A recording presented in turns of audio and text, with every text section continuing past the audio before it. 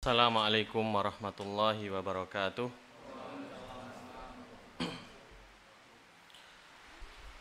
Alhamdulillah. Alhamdulillahilladzi an'ama alaina bi ni'matil imani wal islam. Asyhadu an la ilaha illallah wahdahu la syarikalah wa asyhadu anna Muhammadan abduhu wa rasuluhu la nabiyya wa la rasula ba'dah.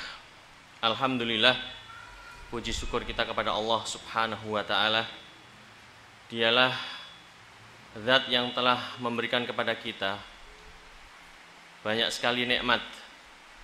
Di antara nikmat iman wal Islam, nikmat kesehatan, sehingga kita pada kesempatan sore kali ini bisa sama-sama mendengarkan insyaallah kajian. Sekali lagi saya minta maaf kalau tadi dengan judul keutamaan masjid, akan tetapi saya minta maaf pada kesempatan sore kali ini kita akan membahas beberapa ayat daripada suratul An'am, dari ayat yang pertama dan insya Allah berkelanjutan, dan judul yang tadi disampaikan insya Allah pada suatu saat kita akan sampaikan pula. Kemudian salawat serta salam mudah-mudahan tercurahkan kehadirat Nabi besar kita Muhammad sallallahu alaihi wasallam. Lantaran beliau kita semua bisa mendapatkan hidayah atau petunjuk, hidayatul irsyad, sehingga kita bisa mengetahui mana yang hak, mana yang batil. Yang hak sama-sama untuk kita realisasikan atau kita praktekkan dalam kehidupan kita sehari-hari, baik dalam keluarga, tetangga, kemudian kepada masyarakat, bahkan bisa kita praktekkan dalam kita bernegara. Itu semua lantaran petunjuk Rasul Muhammad sallallahu alaihi wasallam sebagai uswah hasanah kita dalam meniti jalan menuju ridha Allah Subhanahu wa ta'ala, serta meniti jalan menuju sukses dunia serta akhirat. Jamaah yang dimuliakan Allah Subhanahu wa ta'ala, kita semua berharap dari Rasul sallallahu alaihi wasallam syafaat, akan tetapi tidak akan mendapatkan syafaat tersebut kecuali bagi mereka yang benar-benar mentauladani, mengikuti apa yang telah menjadi komitmen kita sebagai seorang muslim yang beriman kepada Allah serta Rasul-Nya. Jadi tidak semena-mena atau semata-mata kita kenal Muhammad sallallahu alaihi wasallam, mengatakan Islam, kemudian tidak ada syarat untuk mendapatkan apa yang menjadi persyaratan kita menjadi pengikut Muhammad sallallahu alaihi wasallam.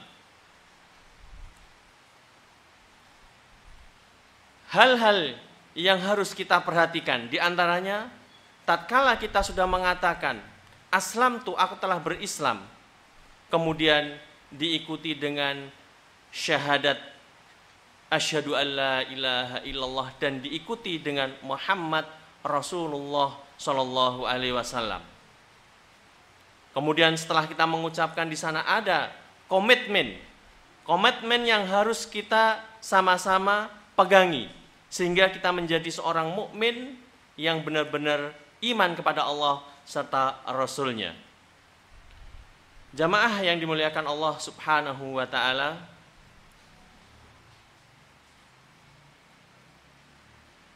dari apa yang telah kita sama-sama ketahui menjadi komitmen kita, marilah sama-sama pula untuk meningkatkan iman kita kepada Allah. Yang pertama, menumbuh kembangkan iman kita kepada Muhammad sallallahu alaihi wasallam. Mari kita kaji sama-sama. Yang menjadi kewajiban kita untuk kita tuntut untuk kita pelajari agar supaya bisa kita realisasikan dalam kehidupan kita sehari-hari. Tidak lain sebagai dustur kita, sebagai undang-undang kita. Yang pertama adalah Qur'anul Karim, dan itu merupakan firman Allah Subhanahu wa taala yang diturunkan kepada Muhammad sallallahu alaihi wasallam, dan itu merupakan wahyu yang disampaikan kepada umatnya sebagai aturan dan peraturan untuk seluruh umat Muhammad sallallahu alaihi wasallam. Untuk itu kita komitmen, Al-Qur'an merupakan dustur sebagai undang-undang yang harus kita kaji, yang harus kita ilmui, sehingga kita tidak keluar dari jalur serta garis yang Allah Subhanahu wa taala tentukan. Di antaranya kita harus mengkaji. Pada kesempatan sore kali ini, insya Allah kita akan mengkaji 3 ayat daripada suratul An'am. Jamaah ikhwan wal akhwat yang dimuliakan Allah Subhanahu wa taala, baik yang ada di studio ataupun yang ada di rumah, marilah kita bisa membuka suratul An'am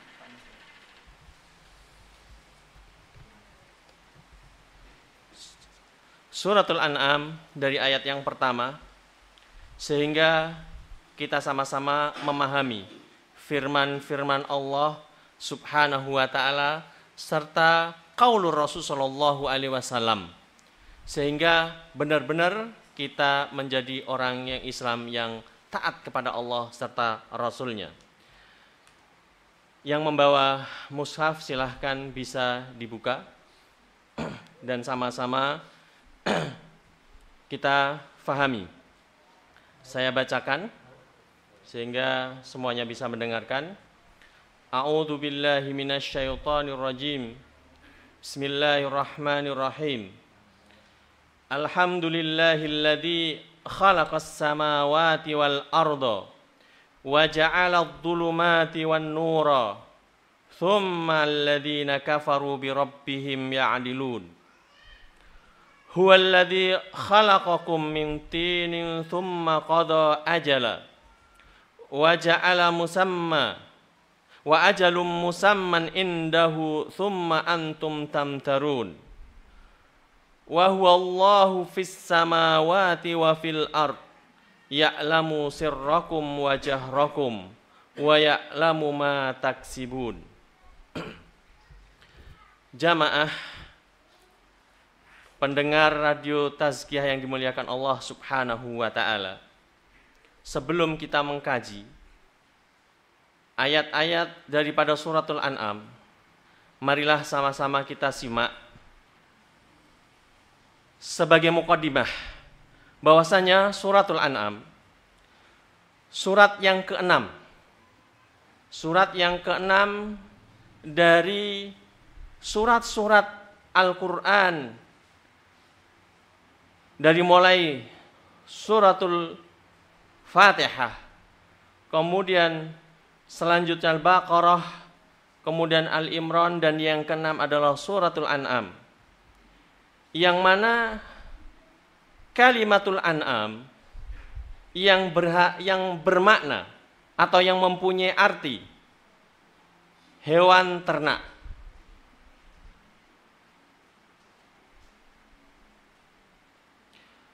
Dan ayat ini atau surat ini terdiri dari 165 ayat, dan para ulama menggolongkan suratul An'am termasuk golongan daripada suratul Makkiyah. Pengertian daripada Makkiyah yaitu ayat ataupun surat yang mana diturunkan kepada Muhammad sallallahu alaihi wasallam tatkala beliau berada di Makkah sebelum hijrahnya ke Madinah. Itu pengertian daripada suratul Makkiyah.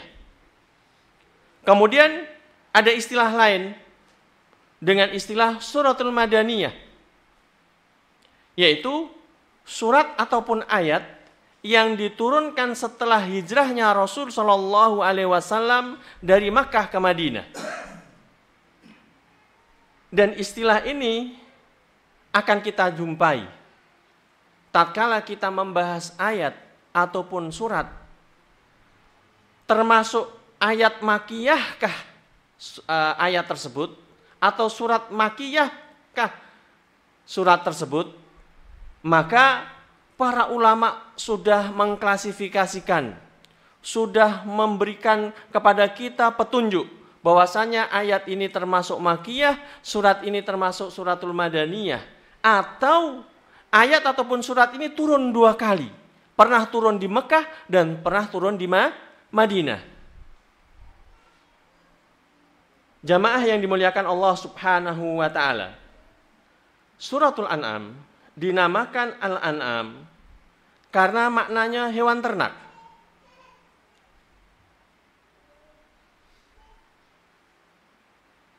Karena surat ini banyak menerangkan hukum-hukum yang berhubungan dengan hewan ternak. Dan juga berhubungan dengan hewan yang disebut dengan berhubungan dengan hewan ya, yang kaitannya dengan adat orang sana. Kenapa? Kita tahu orang sana itu gemar berternak, baik ternak kambing, ternak onta, ataupun ternak sapi. Sehingga ayat ataupun surat ini ada kaitannya dengan adat istiadat mereka, serta kepercayaan orang-orang musyrikina yang ada di Mekah. Karena ayat ini termasuk surat makiyah.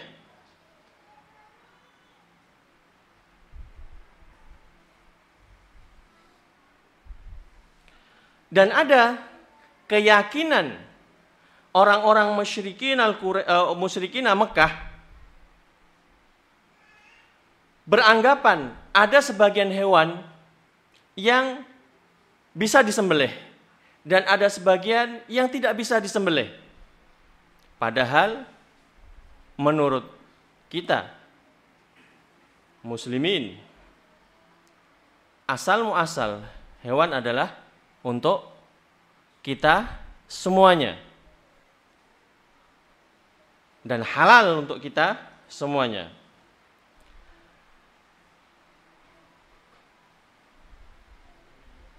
Jamaah yang dimuliakan Allah Subhanahu wa taala. Nanti kita akan bahas suratul An'am.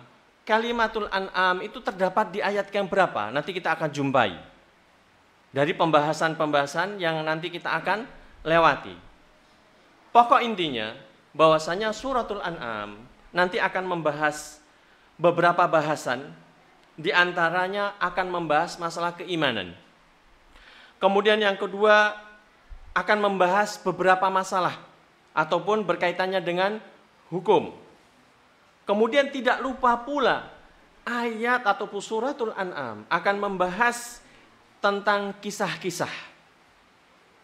Kemudian yang keempat ataupun akan membahas yang kaitannya dengan yang lainnya. Taib. Suratul An'am akan membahas masalah keimanan. Akan ditunjukkan bukti-bukti tentang keesaan Allah Subhanahu wa taala. Ini yang kaitannya dengan keimanan. Nanti dari ayat-ayat yang ada itu akan membahas secara detail bukti-bukti keesaan Allah Subhanahu wa taala. Serta kesempurnaan sifat-sifat Allah, juga akan membahas tentang kenabian Muhammad sallallahu alaihi wasallam.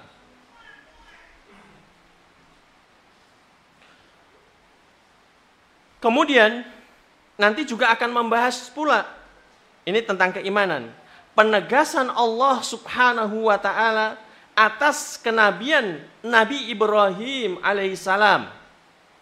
Selain Nabi Ibrahim, juga penegasan tentang kenabian Nabi Ishak, Yakub, Nuh, Daud, Sulaiman, Yakub, Yusuf, Musa, Harun, Zakaria, Yahya, Isa, Ilyas, Yahya, Yunus, Lut, dan sebagainya.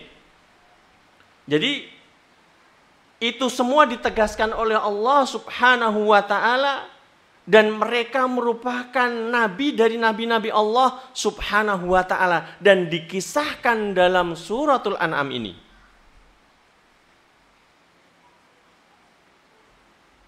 Kemudian juga Allah Subhanahu wa ta'ala akan menegaskan tentang adanya risalah dan wahyu, serta hari pembalasan dan hari kebangkitan. Ini merupakan kaitannya dengan iman.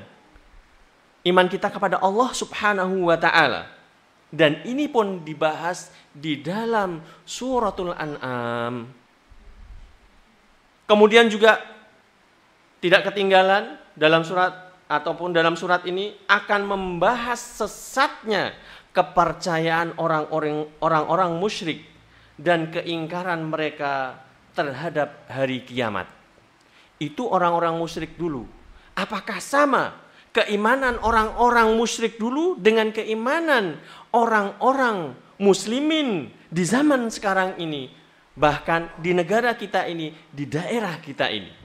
Nanti kita akan kaji, samakah keimanan mereka dengan keimanan kita sekarang ini? Kemudian samakah kemusyrikan mereka dengan kemusyrikan di zaman sekarang ini, di masyarakat kita ini? Artinya kita akan kaji masalah keimanan ini untuk membandingkan apakah kita masuk di dalamnya, atau bahkan kita keluar di dalam kemusyrikan tersebut untuk menuju keimanan yang kaitan dengan pembahasan keimanan daripada suratul An'am ini. Ini yang pertama, pokok pembahasan dalam suratul An'am. Ikhwan akhwat yang dimuliakan Allah Subhanahu wa ta'ala, serta pendengar Radio Tazkiyah yang dimuliakan Allah Subhanahu wa ta'ala. Kemudian pokok pembahasan kedua itu akan membahas masalah beberapa hukum. Di antaranya, di sana ada larangan-larangan untuk mengikuti adat istiadat yang dibuat-buat oleh kaum jahiliyah. Ini juga tatkala kita bahas, ya, orang dulu membuat adat istiadat, artinya membuat aturan, yang mana aturan ini akan diikuti, ya, akan diikuti oleh masyarakatnya. Apakah di lingkungan kita atau di masyarakat kita seperti mereka zaman jahiliyah dulu, membuat suatu adat istiadat yang diikuti, yang tidak berdasarkan dari wahyu Allah serta apa yang menjadi aturan ataupun garis yang digariskan oleh Muhammad Sallallahu Alaihi Wasallam. Kemudian juga akan dibahas sepintas atau sekilas tentang halal haram. Kemudian juga nanti akan kita membahas 10 wasiat di dalam Al-Quran tentang masalah ketauhidan kepada Allah Subhanahu wa ta'ala. Ini masalah hukum. Kemudian tentang keadilan dan hukum dan larangan mencaci maki berhala. Kenapa? Kan begitu. Nanti kita akan bahas. Sabar sesuai dengan maudhu ataupun judul yang akan kita bahas. Pendengar yang dimuliakan Allah Subhanahu wa ta'ala.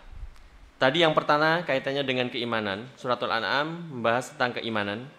Kemudian kedua beberapa masalah hukum. Kemudian juga yang ketiga dalam suratul An'am akan mengkisahkan kepada kita masalah kisah-kisah. Kisah ini bukan hanya sekedar untuk kita dengarkan, akan tetapi kita semua bisa mengambil ibrah, pelajaran. Umat-umat terdahulu, mereka yang ingkar kepada Allah, ya, ini dahulu akan Allah binasakan secara langsung. Umat Muhammad Sallallahu Alaihi Wasallam tatkala berbuat salah, apa seperti umat dahulu dibinasakan langsung? atau bagaimana? Itu juga akan dibahas. Nah, di antara kisah umat-umat terdahulu yang menentang Rasul-Rasul Allah Subhanahu wa ta'ala, di antaranya kisah tentang Nabi Ibrahim. Kemudian juga kisah pengalaman Nabi kita Muhammad SAW dan para nabi-nabi yang lainnya yang membimbing kaumnya untuk mengesahkan Allah. Artinya mentauhidkan Allah. Rasul terdahulu sampai Rasul Muhammad SAW itu akan disinggung di dalam suratul An'am.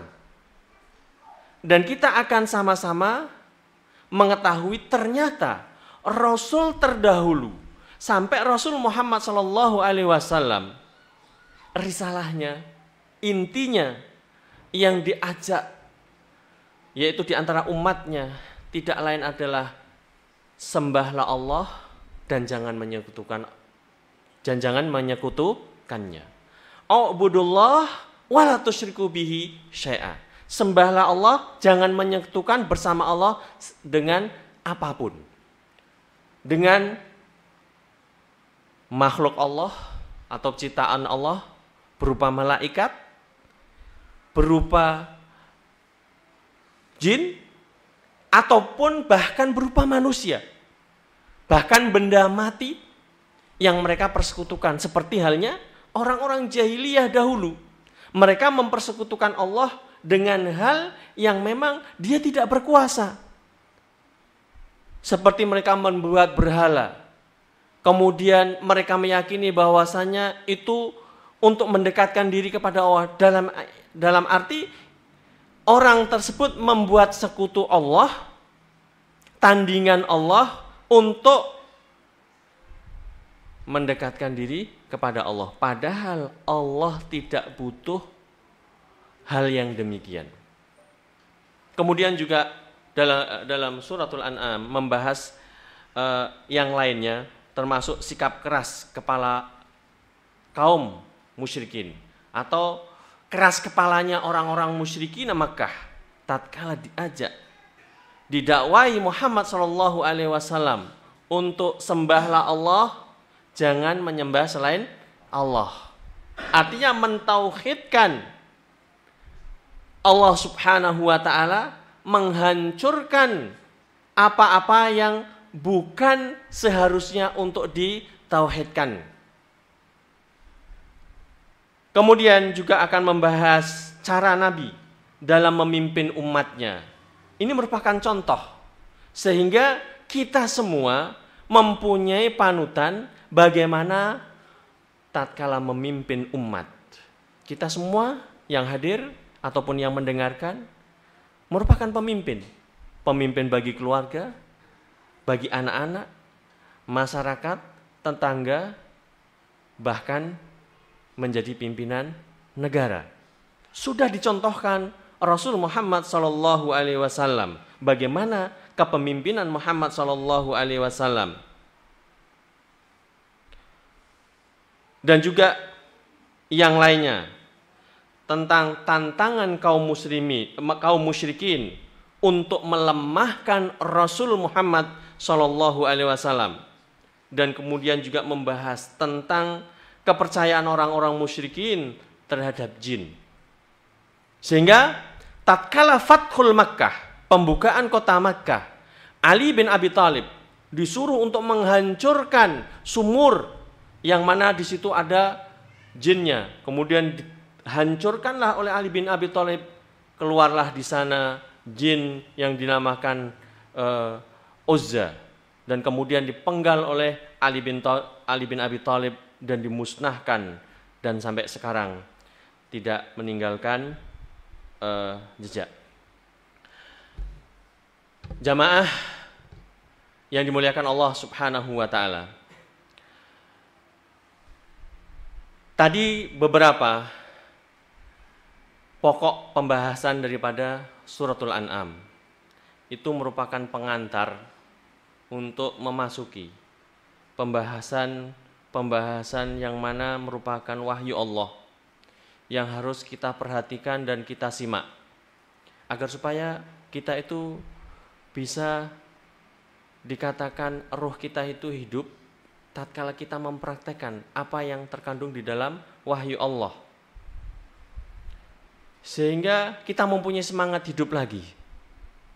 Karena apa? Untuk memperjuangkan wahyu Allah perlu pengorbanan. Yang perlu kita korbankan apa? Ya, yang perlu kita korbankan apa? Dari kita sendiri dulu, ya, sehingga kita benar-benar mempunyai tanggung jawab untuk maju, bukan mundur, ya, bukan mundur. Taib. Suratul Al-An'am ayat yang pertama, Allah Subhanahu wa taala berfirman, Alhamdulillahilladzi khalaqas samawati wal arda wa ja'ala dhulumati wan nur thumma alladhina kafaru bi rabbihim ya'dilun. Kita akan bahas per kalimat, sehingga tatkala kita baca minimal kita sudah memahami kalimat itu maknanya apa. Baru nanti kita akan bahas bagaimana tafsirnya para ulama, sehingga kita benar-benar ayat satu persatu kita fahami dan yang terkandung apa. Allah Subhanahu wa taala berfirman, Alhamdulillah. Sering kita mengucapkan kalimat tersebut tatkala kita mendapatkan sesuatu, kita mengucapkan Alhamdulillah, yang artinya seluruh pujian hanya milik Allah Subhanahu wa taala. Kalimat hamidah itu berasal dari bahasa Arab, hamida yahmadu, memuji. Dan yang berhak dipuji di dunia ini hanyalah Allah Subhanahu wa taala. Yang mempunyai hak dipuji mutlak adalah Allah Subhanahu wa taala. Dikatakan alhamdulillah, segala puji itu milik Allah. Lillah, Allah, lafdzul jalalah maknanya Allah. Allah ismun min asma'illah, nama daripada nama-nama Allah Subhanahu wa ta'ala. Pujian milik Allah Subhanahu wa ta'ala, ditegaskan oleh Allah sendiri. Alhamdulillah. Kalau manusia atau makhluk minta dipuji berarti merebut hak prerogatif Allah. Makanya jangan suka dipuji, ya. Jangan mencari pujian, karena puja-puji itu milik Allah Subhanahu wa taala. Kalau sering dipuji, istilah bahasa Jawanya GR, geden rumongso. Nah, siapa kalau tidak saya? Padahal yang demikian itu tidak layak bagi manusia. Kemudian alhamdulillahilladzi khalaqas samawati wal ard. Alladzi maknanya yang, mausul, ismul mausul. Segala puji milik Allah yang mana Allah itu khalaqa. Kata kerja khalaqa dalam bahasa Arab dinamakan fi'lul madhi. Kata kerja bentuk lampau. Sehingga kata kerja bentuk lampau kalau dijadikan kata kerja bentuk sekarang atau yang akan datang hanya ditambahi dengan ahruful mudhara'ah. Huruf-huruf mudhara'ah. Apa itu? Alif, ya, nun, mim, waw, ya, namu kalau nggak salah. Enggak, bukan ya nama, ana itu. Ya, alif, nun, ta, a, nai, ya, kemudian ta. Sehingga khalaqau ini adalah kata kerja bentuk lampau. Kalau diberi alif, akhluku, diberi nun, nakhluku, diberi ya, yakhluku, diberi nun nakhluqu, diberi ta takhluqu. Itu namanya ahruful mudhora'ah. Kalau dikasih salah satu dari huruf mudhora'ah itu artinya sekarang atau yang akan datang. Contohnya, ya, kalimat dhahaba itu bentuk lampau. Tatkala dikasih alif, adhabu, yang maknanya dia pergi, ya, dia telah pergi, menjadi aku sedang pergi atau akan pergi. Kalimat khalaq, kata kerja khalaqa, bentuknya bentuk lampau ataupun dengan istilah fi'lul madhi. Khalaqa yang telah menciptakan samawat, langit-langit. Karena ini jamak. Bentuk jamak atau istilah bahasa Inggrisnya plural. Plural gitu. Terus mufradnya sama. Samaun, kata ismul mufrad, ya. Kemudian musananya bentuk keduanya, ya. Kemudian ada bentuk ketiganya. Bentuk bentuk jamaknya, ya, yaitu samawat. Menunjukkan bahwasanya langit itu banyak, bersab-sab, bukan hanya satu. Itu semua yang telah menciptakan tidak lain adalah Allah yang mempunyai pujian. Kemudian wal ardo, dan bumi. Bumi satu. Kalau sama langit banyak. Ini menunjukkan antara jamak dan mufrad. Banyak dengan satu, tunggal, ya, tunggal. Itu semua yang menciptakan Allah Subhanahu wa ta'ala. Selain daripada itu, Allah berkuasa menciptakan langit dan bumi, dan Allah juga berkuasa wa ja'ala dhulumati ilan nur. Allah berkuasa dan Allah berkuasa ja'ala, menjadikan. Ja'ala yaj'alu, menjadikan. Apa yang dijadikan oleh Allah? Dhulumat. Dhulumat jamak min adz-zulm. Ya, kegelapan. Kegelapan diistilahkan oleh Allah Subhanahu wa ta'ala dengan menggunakan kalimat dhulumat. Kegelapan-kegelapan. Wan nur, dan cahaya. Kenapa dibedakan antara dhulumat itu menggunakan jamak, wan nur itu tidak menggunakan jamak? Ada yang terkandung di dalamnya. Ada yang tersirat di dalamnya. Ternyata kegelapan itu disebabkan banyak sekali. Wan nur hanya munculnya dari Allah Subhanahu wa ta'ala. Cahaya dari Allah Subhanahu wa ta'ala. Wahyu Allah Subhanahu wa ta'ala. Jika kita menginginkan nur, cahaya, kajilah firman Allah, wahyu Allah, serta apa yang disabdakan Rasulullah Shallallahu Alaihi Wasallam. Itu merupakan way of life, ya, pedoman hidup. Tsummal ladzina kafaru bi rabbihim ya'dilun. Tsumma, kalimat tsumma yang artinya kemudian, atau kita artikan kemudian. Alladzina kafaru, orang-orang yang kafaru. Kalimah kafaro itu artinya menutup. Orang yang kufur, orang yang telah menutup, apa yang ditutup oleh orang tersebut?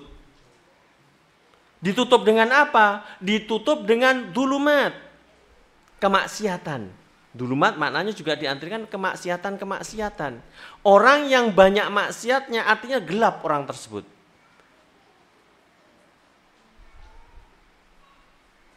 Orang yang kufur, orang yang menutup hatinya dengan kemaksiatan kepada Allah Subhanahu wa ta'ala. Itulah pekerjaan orang-orang kafir.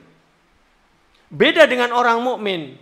Dia akan menyalakan wahyu Allah, terus berusaha bagaimana cahaya itu tidak redup, bahkan tidak mati. Para ulama mengatakan iman yazid wa yanqus. Yazidu bit ta'ah wa yanqusu bil maksiyah. Apa artinya? Iman, cahaya itu kadang-kadang naik, kadang-kadang turun. Kadang-kadang cahayanya sangat terang, kadang-kadang redup. Apa yang menyebabkan redupnya cahaya tersebut? Apa yang menyebabkan terangnya cahaya tersebut? Ibarat keimanan. Iman akan naik, akan terus menaik, akan tambah tingkatnya dengan banyaknya taat kepada Allah Subhanahu wa ta'ala. Apa di antara ketaatan-ketaatan yang telah dicontohkan Rasul Muhammad SAW? Termasuk di antaranya husnul khuluq. Akhlaknya baik, terus ditingkatkan akhlak-akhlak tersebut. Dan berusaha untuk baik, sopan santun, sesuai dengan aturan Allah dan Rasulnya. Dan meningkat lagi, gemar beribadah sesuai dengan aturan Allah dan Rasulnya. Tidak menambah-nambahi dan tidak mengurang-urangi. Dan akan tambah imannya.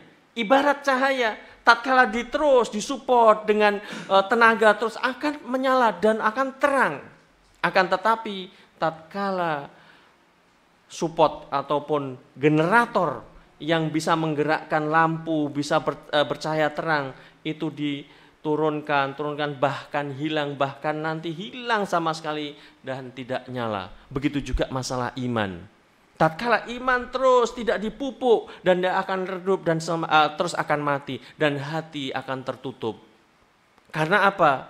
Lawan daripada keimanan, kemaksiatan, ditutup dengan kemaksiatan. Satu kemaksiatan akan menutup hati.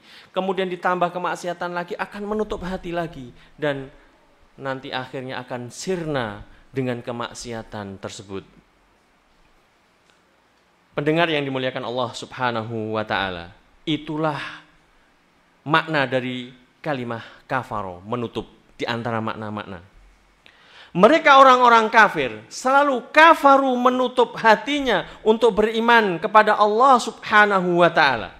Dalam ayat ini dikatakan alladzina kafaru bi rabbihim. Mereka orang-orang kafir yang menutup hatinya dengan kemaksiatan kepada Allah, ya, bi rabbihim, dengan Rabb mereka.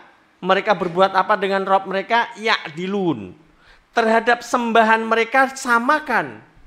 Dia menyembah Allah, juga menyembah kepada selain Allah. Mensetarakan antara posisi Allah dengan yang lain. Ya'dilun. Berbuat adil. Ya, menurut mereka itu adil. Menyembah Allah 50%, menyembah selain Allah 50%. Itu orang-orang musyrikin. Itulah yang mereka perbuat. Inilah yang termasuk mendualismekan Allah Subhanahu wa ta'ala. Dalam Islam, mendualismekan Allah Subhanahu wa ta'ala itu dilarang. Dan masuk dalam kategori orang tersebut berbuat kemusyrikan atau orang tersebut orang musyrik. Ya, perbuatannya adalah perbuatan syirik. Menyekutukan Allah Subhanahu wa ta'ala. Orang yang menyekutukan Allah Subhanahu wa ta'ala diancam oleh Allah Subhanahu wa ta'ala dengan ancaman yang sangat dahsyat, akan dimasukkan ke api neraka Allah Subhanahu wa ta'ala. Jamaah yang dimuliakan Allah Subhanahu wa ta'ala. Kemudian Allah Subhanahu wa ta'ala melanjutkan ayat yang kedua, huwallazi khalaqakum min tin thumma qada ajala. Huwa, dhamir atau kata ganti, orang ketiga, dia. Tapi yang dimaksudkan adalah dia Allah Subhanahu wa ta'ala. Alladzi khalaqakum, yang mana dia Allah, alladzi yang khalaqakum, khalaqakum telah menciptakan, ya, menciptakan kum kalian semua wahai manusia. Ini sebagai khitabnya yang diajak bicara adalah manusia. Allah telah menciptakan manusia, termasuk kita, termasuk yang hadir di sini ataupun yang mendengarkan. Itu tergolong adalah makhluk. Kalau kita secara umum, makhluk terdiri manusia, ataupun ciptaan Allah selain manusia umum. Akan tetapi yang dimaksud ini khalaqakum, yaitu manusia, termasuk kita semuanya. Itu semua yang telah menciptakan Allah Subhanahu wa ta'ala. Allah telah menciptakan kalian semuanya. Dari apa Allah menciptakan? Dilanjutkan min tin. Min dari tin adalah tanah. Akan menyangkal di antara kita. Kita diciptakan bukan dari tanah. Artinya digulik-gulik dari tanah. Tapi proses kejadiannya manusia sekarang ini adalah proses dari tanah. Sehingga Allah mengatakan kalian ini telah kami ciptakan, telah Allah ciptakan mintin, layak dari saripati tanah. Sehingga tatkala Allah berfirman huwallazi khalaqakum min mintin. Dia Allah lah yang telah menciptakan kamu, khalaqakum min tin, dari tanah. Bukan sekedar Allah menciptakan. Selanjutnya Allah berfirman, tsumma qadha ajala. Jadi Allah dengan kekuasaannya, dengan kuasanya Allah, dengan iradahnya Allah Subhanahu wa ta'ala, tsumma qadha, kemudian Allah atau kemudian dia Allah lah yang menetapkan, qadha, menetapkan ajala.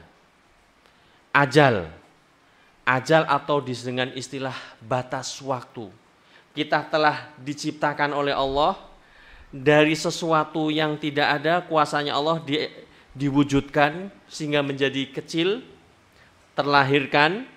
Setelah terlahirkan dengan tanpa ada daya, kemudian Allah berikan kepada kita semuanya suara, Allah berikan kepada kita pendengaran, Allah berikan kepada kita kekuatan untuk melangkah, merangkak, kemudian bisa mendengarkan, kemudian bisa memahami, kemudian bisa melaksanakan apa yang menjadi tuntunan seorang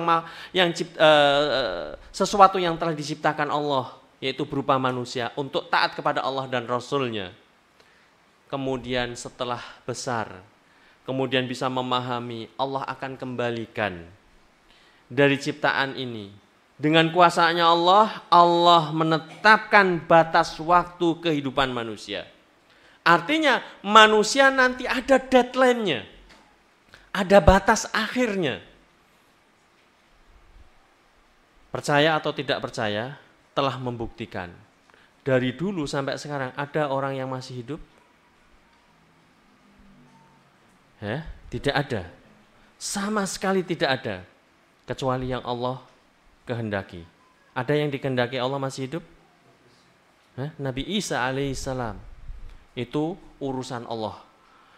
Urusan Allah. Bukan dalam kuasa kita. Bagaimana hidupnya? Urusan Allah. Di mana hidupnya? Urusan Allah. Karena Allah mengangkatnya dengan kuasanya Allah. Tapi secara takdir manusia nanti akan menemui batas akhir. Yang dikatakan tsumma qadha ajala. Kemudian wa ajalum musamma, dan batas waktu musamma yang ditentukan itu semua indahu, di sisi Allah. Ada yang tahu kapan matinya? Enggak ada. Kapan akan dilahirkan dari keturunan jenengan? Tidak ada yang tahu.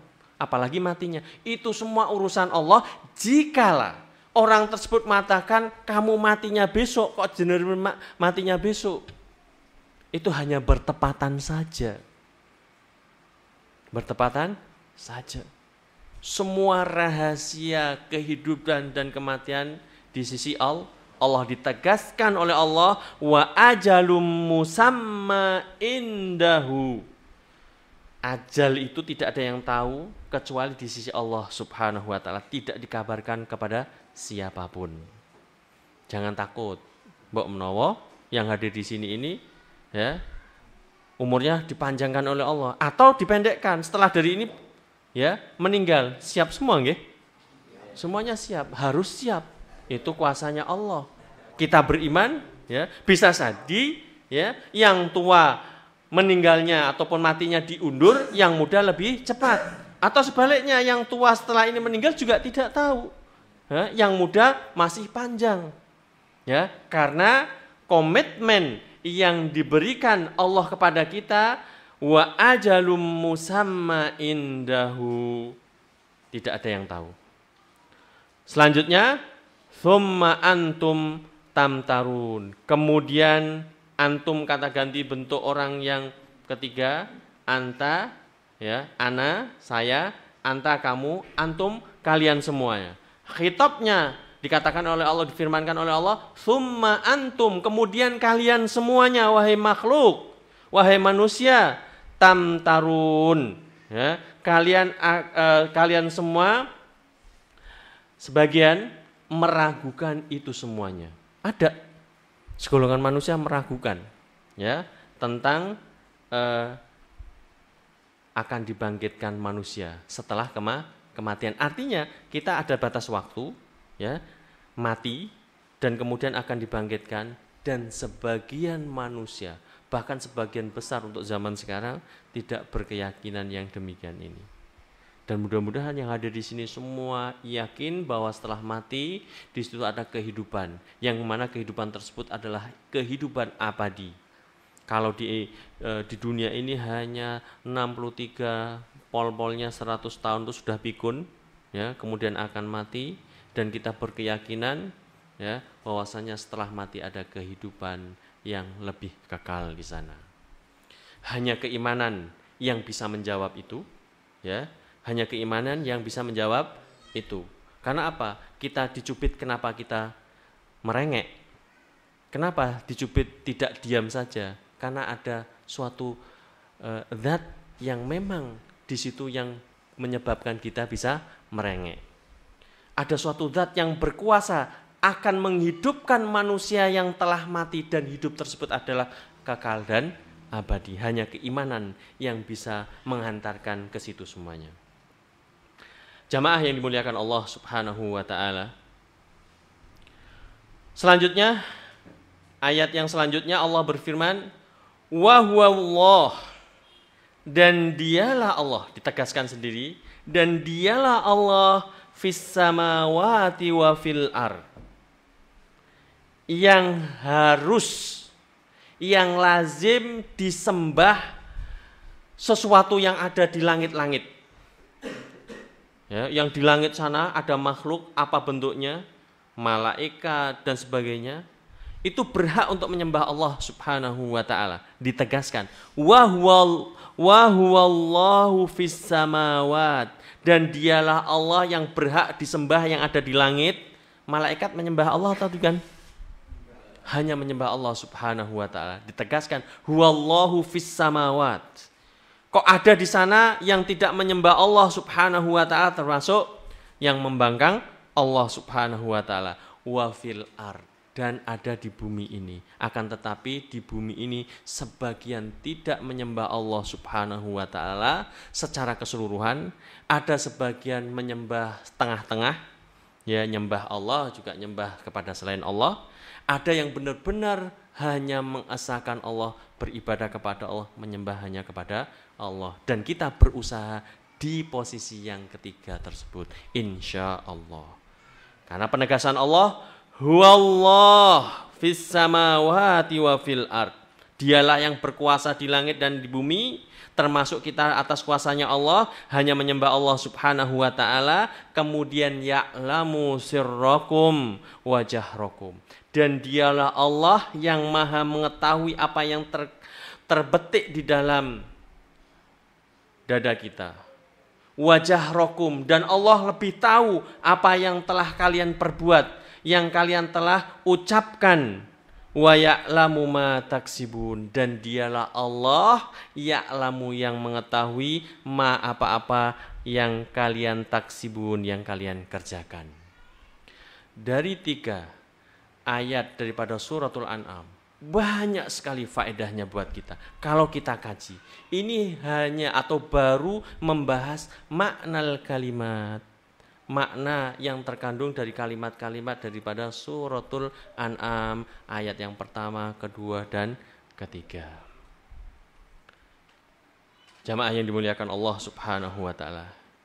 Kira-kira bisa dimengerti? Insyaallah ya. Pendengar yang dimuliakan Allah Subhanahu wa taala. Itu makna daripada makna kalimat yang terkandung dari 3 ayat yang telah kita baca. Kalau kita akan tilik, kita kaji secara mendalam, makna yang terkandung di dalam ayat tersebut sangat-sangat dalam.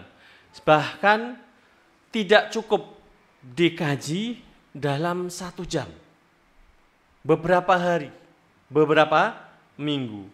Bahkan kalau mengadakan penelitian pun itu akan memerlukan kajian-kajian yang sangat luas. Pada ayat yang pertama, Allah Subhanahu wa taala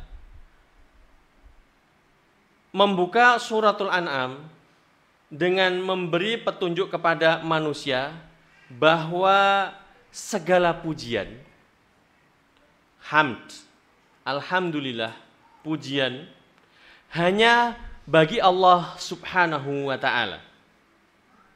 Yang mana Allah Subhanahu wa taala yang telah menciptakan langit, yang telah menciptakan bumi dan seisinya.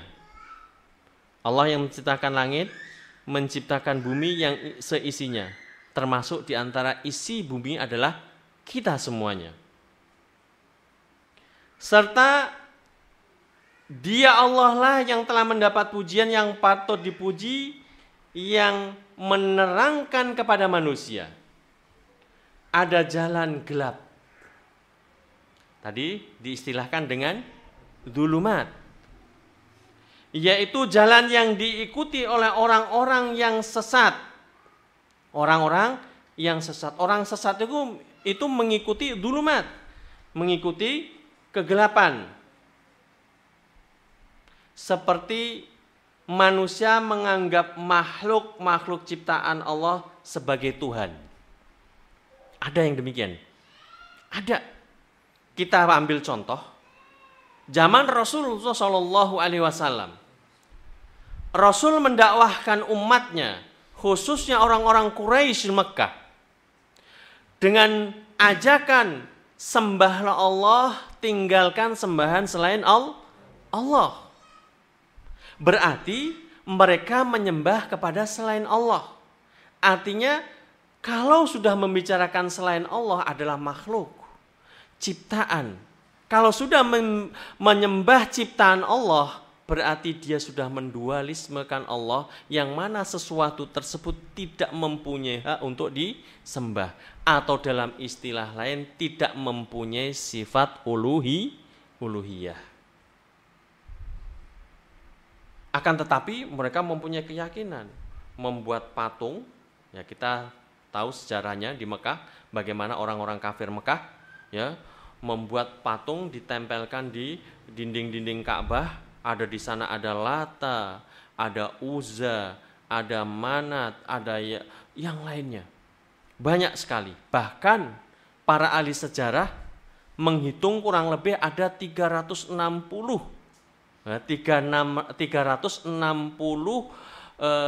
penyerupaan yang diserupakan kemudian dipahat, dibentuk patung dan dicantelkan ke dinding-dinding Ka'bah. Itulah orang-orang musyrikin. Kemudian Allah juga menunjukkan jalan yang terang dan cahaya yang benar dengan diistilahkan an-nur, yaitu Allah menegaskan agar supaya kita semua ini mengambil jalan yang terang tersebut, an-nur, agar supaya kita tidak tersesat. Benar-benar kita berjalan atas wahyu, tidak kesasar. Apakah ada orang yang pengen mengambil jalan cahaya akan tetapi tidak didapati? Bahkan jauh daripada itu. Dijawab, ada. Karena apa? Untuk menuju jalan cahaya. Nur wahyu Allah subhanahu wa ta'ala itu harus memenuhi beberapa persyaratan. Beberapa kriteria yang harus diambil oleh seseorang tersebut ataupun manusia tersebut. Kalau tidak, walaupun berusaha maka hasilnya tidak akan dia dapati. Di antaranya yang harus dia pegangi, yang harus dia cari, yaitu wahyu Allah berupa Al-Quran. Itu merupakan sumber daripada hukum. Yang kedua, harus mengikuti Muhammad SAW di dalam hadis-hadisnya yang sahih. Kemudian itu semua dipraktekkan oleh Muhammad SAW dan para sahabatnya. Kemudian diikuti oleh generasi setelahnya dan generasi setelahnya. Yang mana mereka itu faham akan wahyu Allah subhanahu wa ta'ala.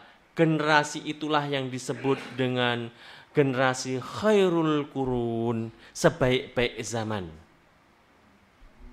Rasulullah SAW bersabda, khairul qurun qarni, thumma alladhina yalunahum, thumma alladhina yalunahum. Rasulullah SAW bersabda di dalam hadis yang sahih, dikatakan, sebaik-baik zaman adalah zamanku, yaitu zaman aku hidup, sahabat-sahabatku di sana. Thumma alladhina yalunahum. Kemudian zaman setelahnya, yaitu zaman tabi'in. Thumma alladhina yalunahum. Rawi daripada hadis ini ragu. Yang meriwayatkan, yang membawakan hadis ini ragu. Apakah Rasul menyebutkan yang ketiga atau tidak? Generasi yang ketiga atau tidak? Ragu, syak. Syakka rawi. Rawi syak. Apakah Rasulullah menyebutkan yang ketiga, korun yang ketiga atau tidak? Para ahli sejarah tidak tinggal diam. Tidak tinggal diam. Meneliti dan menelaah. Zamannya sahabat tidak ada celah di sana. Zamannya tabi'in tidak ada celah di sana. Zamannya tabi'ut tabi'in diteliti, ternyata sama. 3 zaman ini merupakan zaman keemasan. Sehingga rawi ragu menyebutkan 3 kali ataupun tidak, itu semua generasi keemasan. Sehingga disatukan antara ahli sejarah dengan rawi tersebut, tidak ada perselisihan. Sehingga saling menguatkan ahli sejarah dengan rawi tersebut. Ternyata rawi tersebut sikoh. Disebutkan, saya itu mendengar Rasulullah itu kalimat tersebut 3 kali atau 2 kali. Dibuktikan oleh ahli sejarah.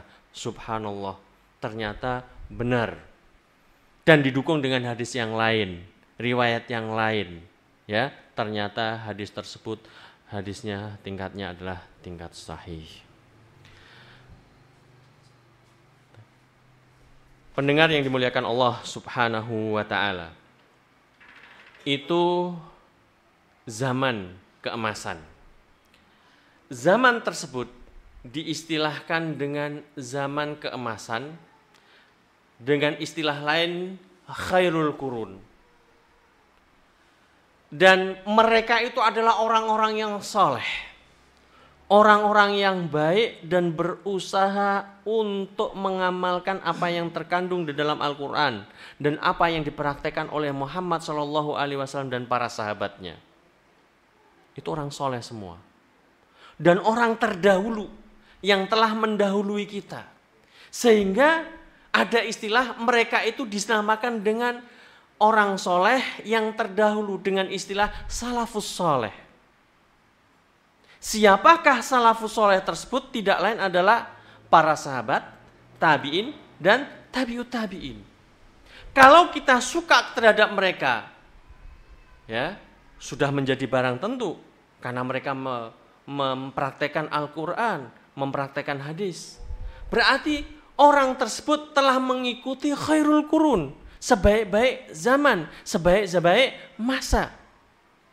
Tidak lain adalah mereka adalah salafus soleh. Dengan istilah kalau kita mendengar salafus soleh jangan kaget. Mereka itu tidak lain adalah sahabat tabi'in.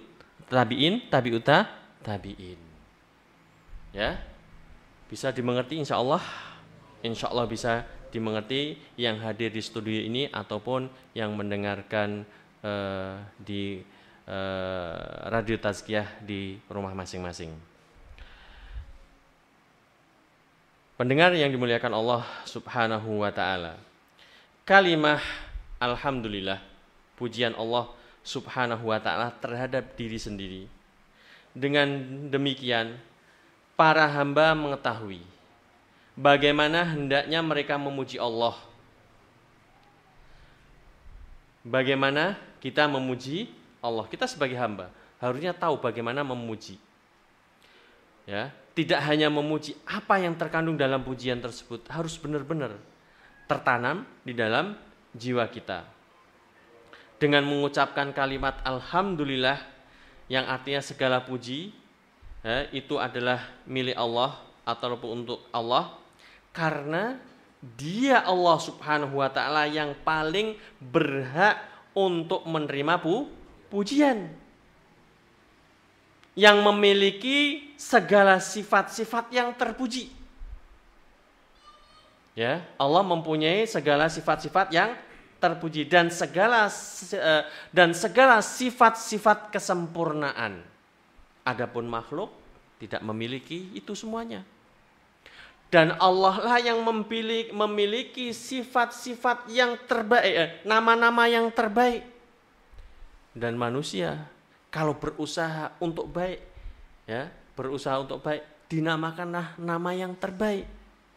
Kalau Allah mempunyai asmaul husna, nama-nama yang baik, Allah Rahman Rahim.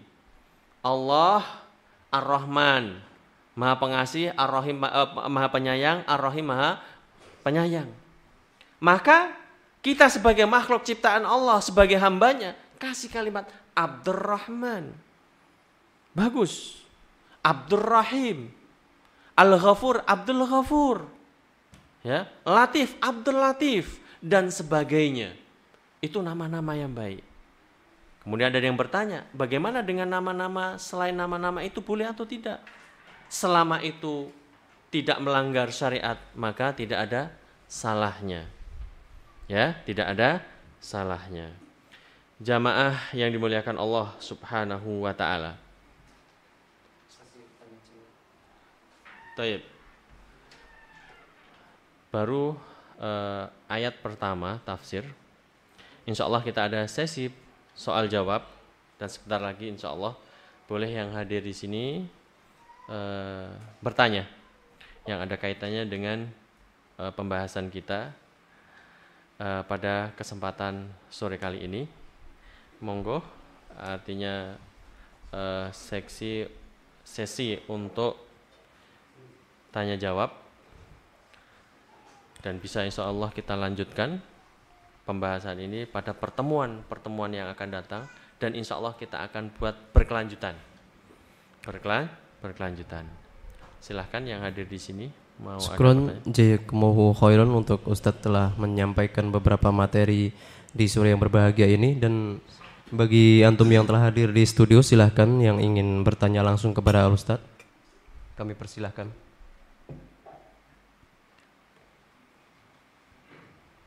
Ada pertanyaan? Atau bagi pendengar yang dimuliakan Allah Subhanahu wa ta'ala? Taib, kami ini terlebih dahulu, Ustadz, bagaimana para peternak pada zaman sekarang yang kebanyakan mencari rumput di batas sawah itu, atau bahasa Jawa galengan itu, orang tanpa izin terlebih dahulu, terlebih lagi seenaknya memangkas ranting-ranting pohon seperti mahoni dan yang lainnya untuk diambil daun mudanya untuk pakan peternak. Alhamdulillah, salatu wassalamu ala rasulillah.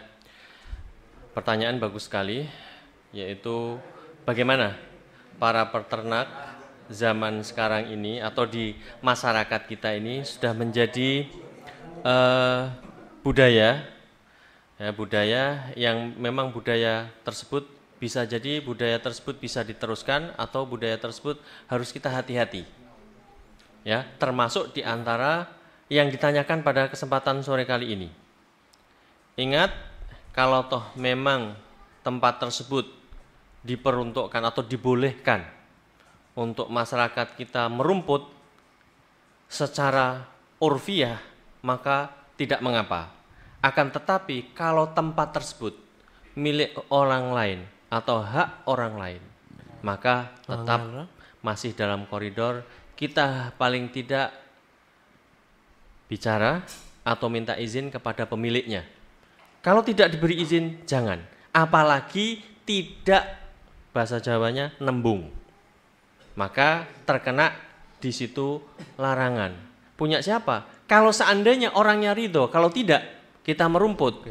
Kita memberi makan ternak kita dengan makanan yang haram. Kemudian kita makan. Kalaupun kita tidak makan, kita jual, hasil daripada hal tersebut kita makan. Maka hati-hati. Untuk peternak-peternak, mulai sekarang jangan merumput, ngeramban, apalagi ngapai mau nih orang lain tanpa seizin. Kita sebagai muslim komitmen. Kalau memang tempat tersebut, lahan tersebut dibolehkan secara umum, ya misalnya merumput di perhutani, mereka merasa senang rumputnya dipotong, kan itu, maka tidak mengapa. Tapi kalau lahannya orang petani yang mana mbok menawa mereka itu ditanam, maka hal tersebut tetap tidak boleh. Saya kira demikian. Baik, jazakumullah untuk jawabannya. Dan ini barakallahu fikum Ustadz, sebenarnya Allah itu di mana? Dan sekarang fenomena yang terjadi adalah banyak syubhat yang mengatakan para kaum muslimin Allah itu di mana-mana gitu. Apa itu benar Ustadz penjelasannya? Alhamdulillah, salatu wassalamu ala rasulillah. Alhamdulillah, pertanyaan tersebut pertanyaan yang bagus sekali. Fenomena yang ada di masyarakat kita, bahkan sekarang ada suatu kelompok yang sudah berani bahwasanya Allah itu berada di mana-mana. Ya. Kalau kita lihat sejarah, bahwasanya Rasulullah SAW dan para sahabatnya pernah membebaskan seorang budak, ya, yang hanya mengatakan Allahu fis sama, Allah di langit. Di mana di langit? Ala wartafa'a, tempatnya tinggi dan bukan urusan kita. Yang jelas Allah fis sama, Allah di langit. Kuasanya Allah fis sama meliputi tempat kita semuanya. Bukan Allah di mana-mana. Allah ada di kamar mandi, Allah ada di mana? Bukan. Itu pemahaman ataupun keyakinan yang salah. Allah fis sama, Allah di langit, akan tetapi kuasanya Allah di mana-mana. Termasuk Allah berkuasa untuk mengetahui kita yang ada di sini. Allah berkuasa untuk mengetahui hati-hati yang ada di sini dan hati-hati yang ada di luar sana, mengetahui yang jahat ataupun mengetahui yang baik. Jadi keyakinan kita sebagai seorang muslimin, di mana Allah seperti halnya dijawab oleh para salafus saleh, Allahu fis sama, Allah di langit ala wartafa'a, tinggi dan tinggi. Cuma akal pikiran kita tidak sampai di mana. Ya, hanya kita berkeyakinan Allah fis sama, kuasanya Allah meliputi segala sesuatu yang ada di bumi dan ada di langit. Wallahu a'lam bishawab. Taib, syukron, jazakumullahu khairan, barakallahu fikum Ustaz. Dan pertanyaan berikutnya adalah sebenarnya apa arti insyaallah, dan banyak kaum muslimin yang meremehkan kata insyaallah gitu. Ya. Silakan Ustaz. Insyaallah, ya, jika Allah menghendaki. Akan tetapi itu maknanya, itu merupakan komitmen yang harus dan yang telah dicontohkan oleh Rasulullah SAW dan para sahabatnya. Komitmen tersebut harus kita benar-benar praktekkan. Jika Allah menghendaki. Karena apa? Kita tidak berkuasa atas apa yang kita kerjakan. Hanya berusaha Yang menentukan Allah Subhanahu wa ta'ala. Sehingga layak tatkala kita akan berbuat dengan mengucapkan insya Allah. Jika Allah menghendaki hal tersebut bisa terrealisasi. Sehingga manusia itu tidak mempunyai kuasa apapun walaupun berbuat, tapi atas kuasanya Allah. Dan inilah yang dicontohkan Rasulullah SAW dan para sahabat-sahabatnya, dan dicontohkan kepada umat ini semuanya. Wallahu a'lam bishawab. Ustaz, barakallahu fikum, jazakumullahu khairan. Dan mungkin ini pertanyaan yang terakhir. Untuk kita nanti memulai Ramadan, Ustaz, biasanya kebanyakan kaum muslimin atau sebagian dari mereka ada yang tidak mau mengikuti ketetapan pemerintah, dan sebaiknya jadi jadi muslim yang baik itu harus bagaimana, dan siapakah Amirul Mukminin menurut salafus soleh? Ya. Alhamdulillah wassalatu wassalamu ala Rasulillah. Pendengar yang dimuliakan Allah Subhanahu wa taala serta hadirin di studio yang dimuliakan Allah Subhanahu wa taala, yang kaitannya dengan penentuan awal Ramadan dan penentuan akhir Ramadan, kita mengacu kepada apa yang telah disabdakan oleh Rasulullah SAW dan ketentuan Allah Subhanahu wa taala, bahwasanya Ramadan dibuat bukan semena-mena ataupun tanpa ada dasar. Semuanya berdasarkan. Sehingga perintah untuk puasa Ramadan pun punya dasar, atas dasar perintah Allah Subhanahu wa taala serta Rasulnya. Syahrul Ramadan alladzi unzila fihil Qur'an. Ramadan termasuk di sana diturunkan Al-Qur'an. Dan di Ramadan pula diwajibkan seluruh kaum muslimin berpuasa. Bagaimana kapan mereka memulai puasa telah ditentukan oleh Allah Subhanahu wa taala serta Rasulnya. Sumu liru'yatihi wa aftilu liru'yatihi. Puasalah kalian itu karena melihat apa? Ru'yah. Dan berbukalah kalian melihat ru'yah. Fa in humma alaikum, jika tertutupi atas kalian untuk melihat hilal, ya, faqduru syahra thalathina yauman. Maka tentukanlah Ramadan tersebut 30 hari. Kemudian yang menentukan itu sebagai pertanyaan, siapa? Kita kaum muslimin harus mengikuti siapa? Tidak lain di sana adalah ada yang berkuasa, yang berhak untuk menentukan. Selain menggunakan ilmu-ilmu yang ada, ya, karena apa? Penentuan awal Ramadan dan akhir Ramadan khilaf itu bukan zaman kita ini. Dari dulu sudah khilaf antara ru'yah wal hisab. Ya, menggunakan ru'yah ataupun menggunakan hisab. Ada yang sebagian menguatkan ru'yah, ada sebagian menguatkan hisab. Yang kesemuanya itu berjalur pada satu. Ya. Berjalur pada satu, hanya pemahaman yang berbeda. Kembali, yang menentukan awal Ramadan dan akhir Ramadan adalah ulatul umur. Pemerintah, yaitu ulil amri minkum. Monggo silahkan dibahas, ulil amri minkum itu siapa?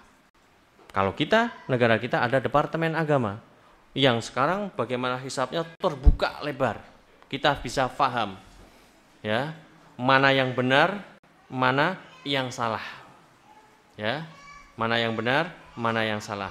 Silahkan, kalau saya pribadi, ya, kita tidak mempunyai kuasa untuk hisab, kita tidak mempunyai kuasa untuk ru'yah, kita kuasakan kepada hal-hal yang terkait, tapi tidak menafikan ilmu.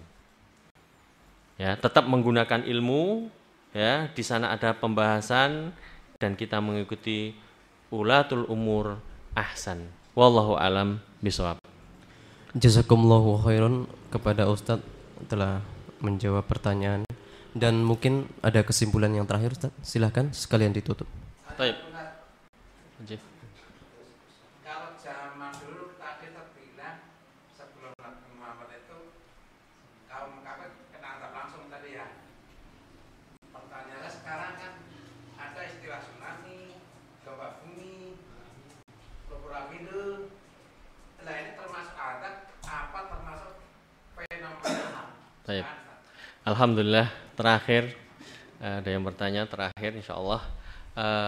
Saya tadi mengatakan itu akan kita bahas insya Allah pada kesempatan yang akan datang, akan tetapi sudah ditanyakan dulu, tidak mengapa ya. Kalau dulu kisah-kisah zaman dahulu tatkala mereka berbuat maksiat Allah binasakan langsung, contohnya kaum Lut, kemudian Allah balikkan dan sampai diabadikan oleh Allah sekarang dengan laut mati di Jordan ya, itu pengabadian tentang kemaksiatan mereka, kemudian Allah langsung azab. Bagaimana dengan umat kita atau umat Muhammad Sallallahu Alaihi Wasallam dengan kasus tsunami itu bagaimana? Apakah itu merupakan azab atau merupakan apa? Ya, taib. Azab bagi mereka yang benar-benar bermaksiat kepada Allah, artinya tidak taat kepada Allah dan Rasulnya. Akan tetapi ibtilah ujian bagi kaum muslimin. Mudah-mudahan Allah beri kesabaran kepada mereka. Ya, mudah-mudahan Allah beri kesabaran mereka dan mudah-mudahan dengan hal tersebut Allah mengampuni dosa-dosa mereka. Wallahu a'lam bishawab. Dan mudah-mudahan pada pertemuan sore kali ini Allah memberkahi dan bisa kita ambil beberapa kesimpulan. Mudah-mudahan bisa dimengerti dan menjadi kesimpulan kita. Yang pertama, kalimah alhamdulillah adalah ungkapan untuk menyatakan pujian kita kepada Allah Subhanahu wa taala menurut petunjuk Allah Subhanahu wa taala sendiri. Jadi tatkala kita mengucapkan alhamdulillah, segala puji bagi Allah, itu bukan buatan kita, tapi atas petunjuk Allah Subhanahu wa taala. Kemudian yang kedua, dalam kejadian langit dan bumi, gelap dan terang, terdapat bukti-bukti kekuasaan Allah Subhanahu wa taala untuk membangkitkan manusia nanti di hari kiamat. Ini yang kedua.